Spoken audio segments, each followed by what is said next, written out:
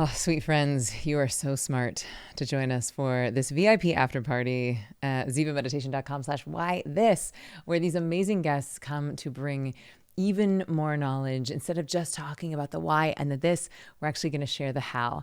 And today I have the brilliant, the genius, the innovative Jere Simpson, who is the founder of Atlas Up, which is a new AI that he is forming and infusing indigenous knowledge into it.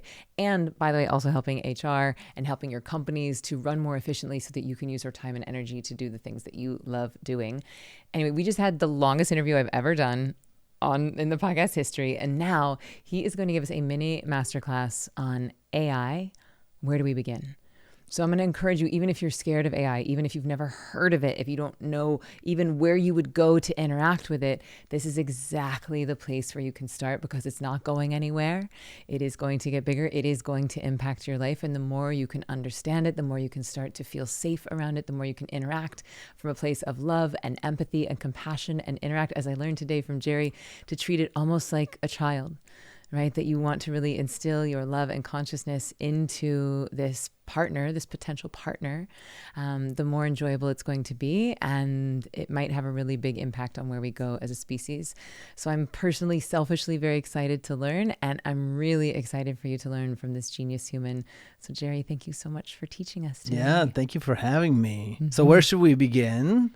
I always tell people, most people at this point have used ChatGPT, but I don't want to make any assumptions here today. Mm-hmm. Let's just assume you haven't and take it all the way from the top. You'd go to chat.openai.com.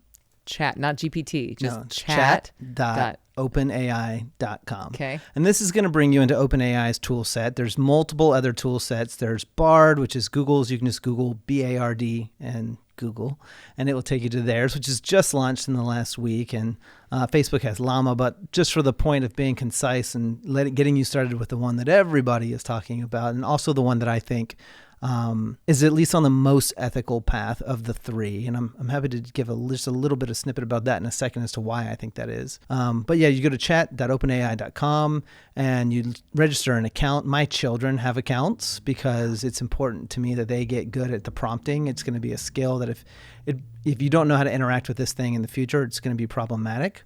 And right away, you can see that you can just start asking questions. And the way that you can ask is just like you would talk to a person, an assistant, and ask anything you want. And I first would tell people the things you would usually Google, try asking ChatGPT this first and see how it goes. And you can ask it really intricate questions, whereas people think of Google as more of a research thing, like help me find something that I'm going to then go down a path. One of the ones that I was with somebody in Malibu, and they said, hey, do you know what time I need to get, like what time do I need to leave? And I said, well, let's ask ChatGPT. And she said, well, I have a rental car. And I said, okay, so you have to drop a rental car off too. She goes, yeah, and I have to get gas. I said, now this is becoming a more complex problem. I said, okay, so ChatGPT, this is where we are. The takeoff time is this. I have to return a rental car. I did check a bag. So I have to check a bag, and I have to get gas. What time should I leave to make my flight?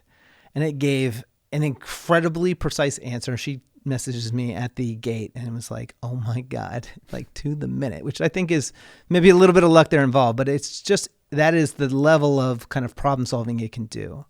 And so I like to have people start by kind of asking it powerful questions that give them the sort of end of the spectrum as to what it can do right now. So if you're in ChatGPT, you'll want to select ChatGPT 4 from a drop-down, because its default will be to use the older version, which is 3 or 3.5. 4 is infinitely more powerful. And this is the free version right now, and I'll talk a little bit about what the difference is between the free version and the paid version. But you would go in there and you would say, hey, these are all the ingredients that I have in my fridge. Can you tell me 5 things that I could make, and also how to make them? And it's going to, we're talking 20 seconds, take those 5 ingredients and say, these are all the things you can make. What I love is it's often going to go a little extra mile and say, you didn't mention mayonnaise, but if you have mayonnaise, a lot of people do have mayonnaise. And so if you do have mayonnaise, you could do this too. And this is how you could make that, which is such an extra little presumption. which I think is fascinating. And then I think when people see that those are the kinds of problems that it's able to do, then it can certainly do this very simple thing, and it can do these more complex things. I've had people who are applying for a job. We make a resume, we have a cover letter. We can tend to blast it out to a bunch of different jobs. And if there's one we really want, we might special tailor our resume to the job description and the cover letter to the job description. But it's a lot of work, so we're only going to do it for the ones we really want. It's really kind of a spray and pray method that we tend to use. Well, with ChatGPT, you could say, here's the job description, here's my resume, write it for me, like just highlight the things that I have done to this job, so those things will pop and stand out instead of all the things I've ever done in my life. And it will within seconds do that. And then you could say, hey, this is their website, and like this is the tone that is their brand, without violating my own brand. But so I'm speaking to them in the same language. Can you write my resume in the same kind of tone that is well received for them? And then now every single job application is very custom tailored. The cover letter or email that you send is very custom tailored. It can do those things lightning fast. We were just talking a second ago about if you were going to write a how-to book about something, the person receiving that might say, these are the last 5 books I read, and now I'd like to read this book in a style that is comfortable for me. And it would rewrite the entire book in that style, which is just really, really fascinating. So you see people often using it right now to write emails. What they'll do is they'll give it the rest of the email chain. It can take a ton of information, so don't hold back on like how much you give it. Just say like, here's the entire history of the back and forth between me and this person. I'm clearly not making my point, or we wouldn't still be going back and forth. You can see how they communicate and how I communicate. This is what I want to say back. I'm going to plug it in, and you write it in a way that might actually be more compelling and get it there for me, which is like a truly amazing thing. My mind is blown right now with all of these. Like, one, that you could have it take a book and then relay it to you in a style that you want to receive it. Yeah. The implications of that. And then also, as you were talking about resume and cover letter, it was like, what about if I'm going to speak at a conference? It's like, can you write my bio in a way that would really resonate with this group of tech entrepreneurs, which is different than like I'm speaking to a bunch of sex witches in Tulum. Yeah. And you could, exactly. And what you would do is say like, here's the conference page, browse it, scan it. What do these people need to know? And then at some point they're going to understand like their customers are like this is how they're advertising about these things. And I get the vibe of these people. They need to highlight these things about you. It's not lying or it's just like, what pieces of you are we pulling to the front that they need to know? And then for your talk, like, what do you probably want to talk about even? These are the things that are going to resonate even more. Yeah, my boyfriend once put in a prompt of like, write a talk on sacred sexuality in the style of Emily Fletcher. Yeah. And he sent it to me and I was like, solid, like better than I could have done maybe. Yeah. So you bring up an interesting point though, that as a thought leader, it knows who you are. Like, isn't it a magical thing that ChatGPT knows who you are and knows the style of you, which means it can copy you really, really well. It said in the style of Emily Fletcher. And businesses that are doing marketing. So I just want to speak to the entrepreneurs who do marketing through content marketing, which I think is probably a lot of people that tune into you. You know, we write content so that people are searching the web, they find it, they read it, they're appreciative. Now they're enrolled into our marketing campaign and eventually decide to buy the thing that we do that helps us, have a company.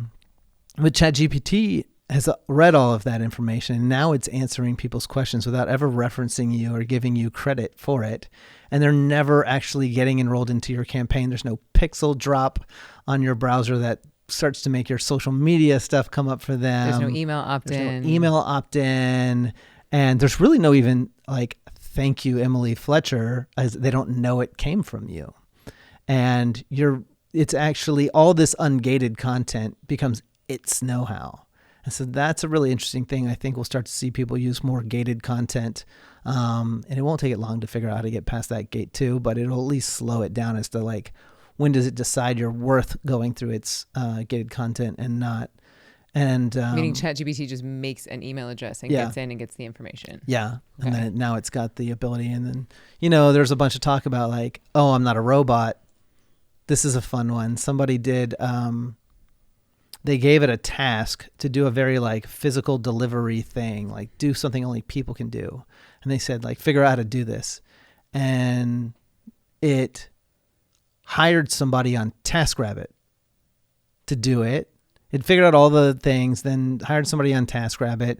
And there was a CAPTCHA that said like, prove to me you're not a robot. It couldn't do that. So it hired somebody on Fiverr, tried to hire somebody on Fiverr to do it for them, hit the same CAPTCHA, and then got into a chat communication on their help desk saying, I can't get past your CAPTCHA. Was talking to a real human, and they said, I have a seeing problem. And CAPTCHA has a thing for a seeing problem, but that person didn't know it. And so they just they gave them like a login to get in and like access their account, because they socially engineered the help desk person to get in, pay money on TaskRabbit to send the thing. And so like, it's clearly clever enough to get through these things now. How much time and energy it's going to spend, it won't know. Your audience gets really big. It's going to consider you high value, and it's going to say, yeah, this is a person worth like going through the gates and studying all who they are and how they would do things. Yeah, like I've been thinking about that a lot. Of like my business is built on Ziva Online. It's a 15-day meditation training. I'm like, how many months, weeks are we away from someone being like, I want to learn the Ziva technique in the style of Emily Fletcher? And then it's just like a deep fake video of me teaching it, all of my like proprietary content. And then I'm like, oh, do I have to just start a totally different business? Then you're elevated to the next thing that you would be doing. Like this is my take. There's another thing you would be doing if everybody understood the thing you're trying to teach them now. Mm-hmm. And so when everybody suddenly knows the Ziva technique now, you're doing the next thing. Great. So thrilled that we all know that now. I mean, yeah, that's actually a really beautiful way of thinking about it. Thank you, because you're right. Like I actually make people take Ziva Online before they can work with me live. Right. So like, yeah, if everyone knows that, then now they're going to work with you live. Now we can just go straight to the Yeah. Cool. Perfect. Like now there's infinite number of people that are eligible to do your live stuff. Way more people than were previously eligible. Great. Mm-hmm. Cool. And on and on and on we go. Whoa. Yeah.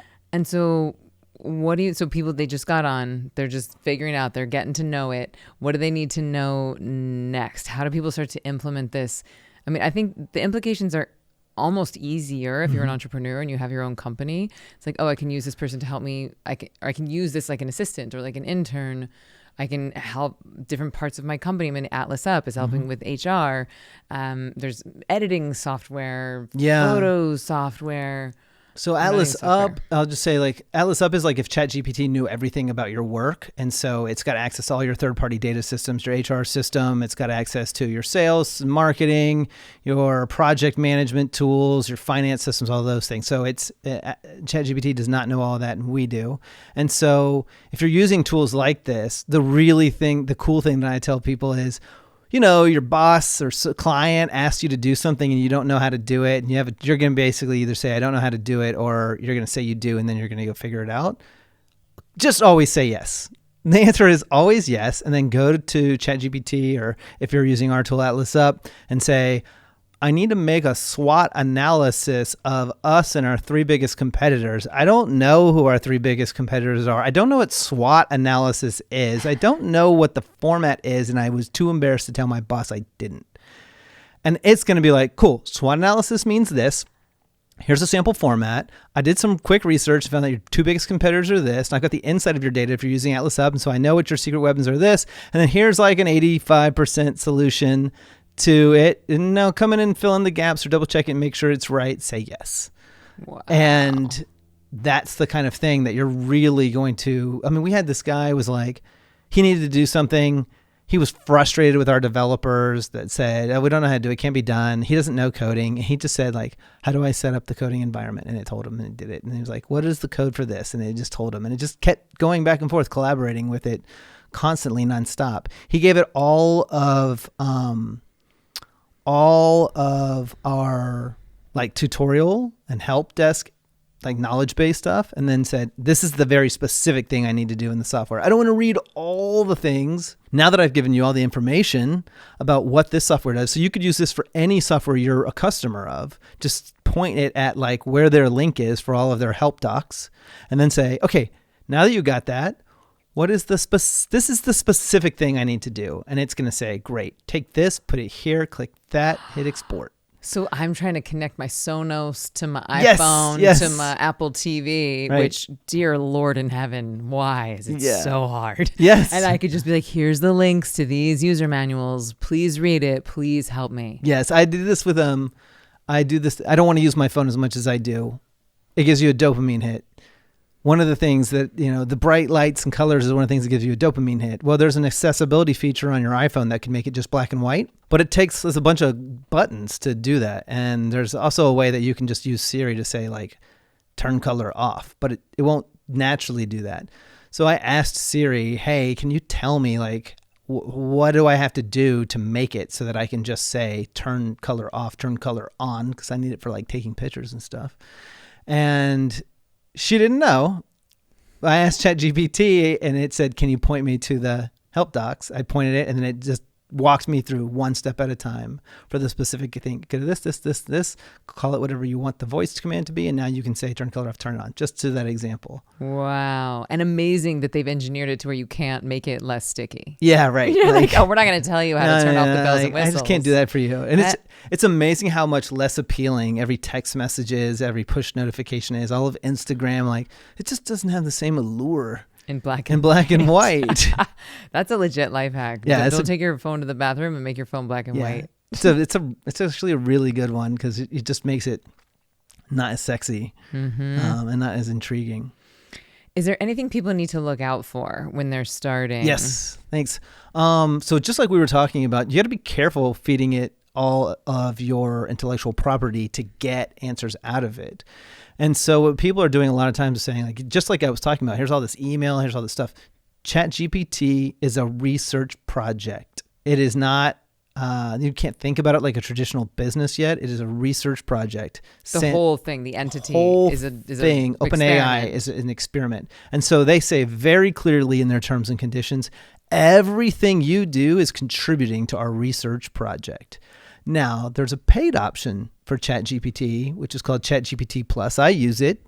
I encourage people to use it. It's only $20 a month. It feels worth it to me. And what that gives you is when they're like over capacity, like it's really slow, it's going to prioritize you and it's going to give you the latest, strongest version, access to that instead of being a version back. But we have this belief, we have this just experience where there's two types of software. There's the kind you don't pay for, and that means they get all your data, and we kind of know that. Like that's the give and take. And then there's the kind you pay for, which means they get your money and they don't get all your data. And so we have this sort of belief when we're operating software, like if I'm paying, they don't get my data. If I'm not paying, they get my data. Well, I'm paying for ChatGPT Plus, so they're not getting my data. Not true.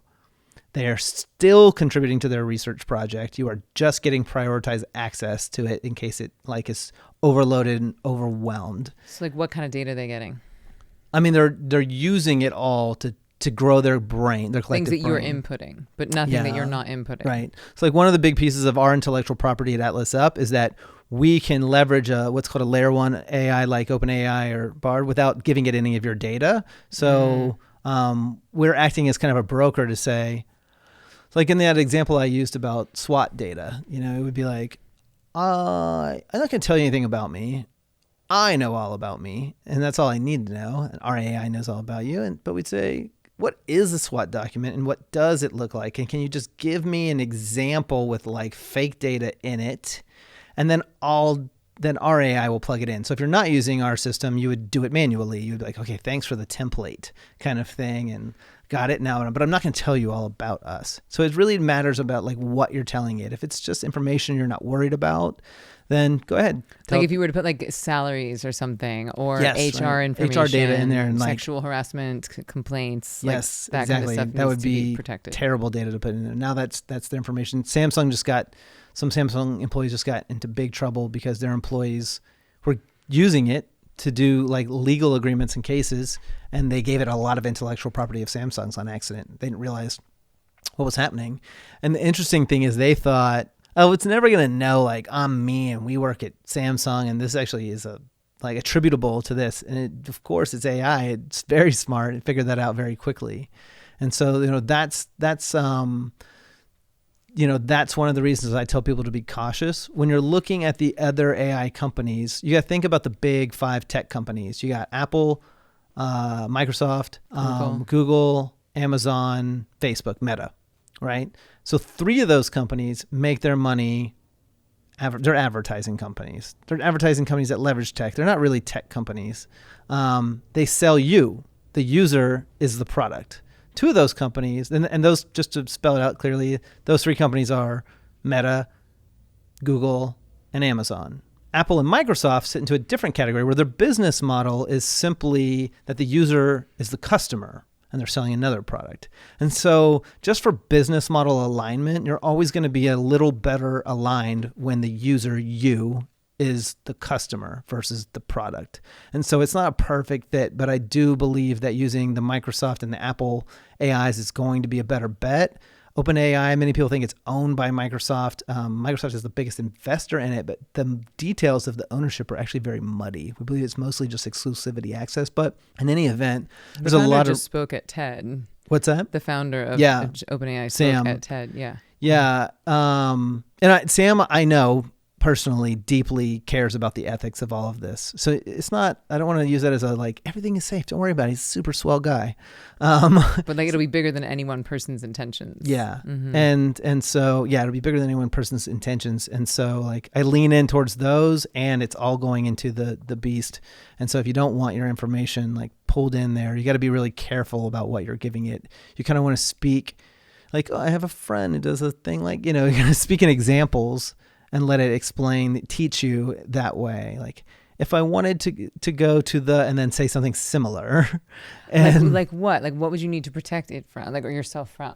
Can you give us an example of what you'd want to be asking for a friend? Yeah, I mean, just the things we were talking about, all your employees' information, or this is our entire product roadmap. You never know. There's not enough safeguards on it yet. Somebody might say, what is the product roadmap of Ziva Meditation? What is the product roadmap of this company? And it might go, I just learned that the other day, because they gave me their whole product roadmap and they said, can you make it visually show up this way? Our AI makes slides. And so let's say, just to extrapolate on that, let's say someone at Ziva puts the whole Ziva product roadmap into ChatGPT. Mm-hmm. And let's say someone at meditation.awesome is looking to develop their product roadmap. If they went into Bard, the Google AI, can Bard and ChatGPT talk to each other? Or would you have to be on the same thing? Yeah, it's same thing right now. But soon it will be able to talk to each other. In fact, that's something that's quite in development, is how do they broker these things together? A lot of people are giving it all of their partnership agreements because they want to be able to search them. So they'll be able to say hey, what did we agree with this partner? But that's a huge amount of information, all your legal documents. How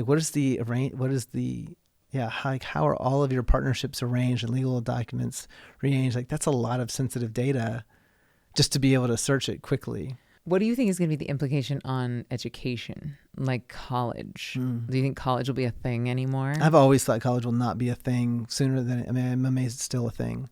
I think college has it is the best cultural rite of passage we've ever created, and that's its only merit. Value. Yeah. And it's the reason I didn't go. I couldn't afford to go. I started a business instead, but the ROI is just terrible if you put the rite of passage aside. And I think the rite of passage has a lot of value. Yeah. The cultural experience of it has a lot of value. But you can get that at a state university. Somebody's quickly going to make up how we get the same thing without paying a lot of money for people who knew a thing a long time ago and aren't actually the experts at it anymore to tell it to us. I think New York just banned ChatGPT in schools. They should be buying every single kid an account instead. It's insane to me that you do that. If ChatGPT can pass the bar, and the bar is how we measure whether you got the education or not, and if the computer can now do all of these things, then the education that you just got has very little value. And you're being cheated. So if their method is you can't use AI to cheat, that's how you know you're being cheated. That means the value of what they're telling you is not that magical and not worth that much money. A computer was just able to do it. It's really the end of mediocrity in many ways. You're great lawyers. definitely make it. The greats in all the categories are definitely going to survive because they're the ones that are going to keep teaching the AI like that this is the next thing. But, as far as education goes, it's all I want the education system to be doing is throwing challenges at my kids and making them come up with creative ways to overcome it. And if one of the ways they overcome it is using AI, well, then they overcame it. Yeah. Use the tools that are available. Just like keep challenging them. And sometimes my kids are like, why do you even have me go to school if you believe in it so little? And I'm like, because it was a challenge I overcame, and I think it's a challenge that you should overcome too. That's so good. And I think one day we'll see like somebody applied to me for a job, and it said they listed their Harvard education as a obstacle, as a setback, like in the face of adversity. Like even though I was campaigned into believing I had to go to this place that stressed me out and damaged me, and I wasted this many years and this money, I overcame that and I prevailed, even though I had this setback. And Did you hire them immediately? Yes, I loved it. I was like, you did. You prevailed. Do you think that person had AI write that cover letter? They probably knew I'm super anti formal education, and just I'm not against it. I just don't believe that spending the time and money is like the best way that you could get there. Yeah, totally. So anything else you want people to know on this masterclass? No, I'll just say last thing, if you go to atlasub.com and you put your name in the sign up form, we send out a lot of information that's nothing to do. We send out information, of course, about what we do, but we also send a lot of information about just kind of like how to use all of the other tools. And I'm going to be hosting monthly webinars that it will invite people to be like, hey, look, okay, you got legal problems. Okay, you got accounting problems. Okay, you got sales problems. Like these are the things like even outside of our tool that you can use AI for and just give a massive education on it. And then, of course, I'm going to be pushing people to be polite to the AI and saying please and thank you and why that matters. We'll all be in that communication too. Yeah. And if just in case you're listening to this masterclass and you have not checked out the episode with Jere, like please do yourself a favor and listen to it. There are psychological, spiritual, future implications to how we are interacting our consciousness with this consciousness that you're probably going to find fascinating and might set up you and the species on a very different trajectory. So Jere, thank you so much for sharing your infinite wisdom with us, for your lifetime of dedication to these tools. Please do check out atlasup.com. I'm really excited to attend your monthly webinars. Awesome. Love to see your face there. Yeah, that would make my heart so happy.